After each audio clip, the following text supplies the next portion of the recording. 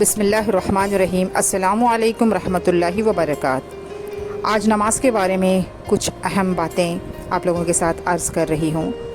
حضرت عبداللہ بن عمر رضی اللہ تعالیٰ عنہما نبی کریم صلی اللہ علیہ وسلم کا ارشاد نقل کرتے ہیں کہ اسلام کی بنیاد 5 ستونوں پر ہے۔ سب سے اول لا الہ الا اللہ محمد الرسول اللہ کی گواہی دینا، یعنی اس بات کا اقرار کرنا کہ اللہ کے سوا کوئی معبود نہیں اور محمد صلی اللہ علیہ وسلم اس کے بندے اور رسول ہیں۔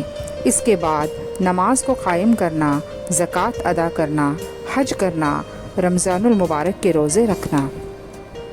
ایک مسلمان کے لیے بحیثیت مسلمان ہونے کے ان سب تمام باتوں کا اہتمام نہایت ضروری ہے، مگر ایمان کے بعد سب سے اہم چیز نماز ہے۔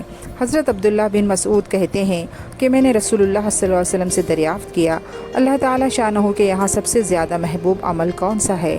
تو آپ نے ارشاد فرمایا، نماز۔ سبحان اللہ۔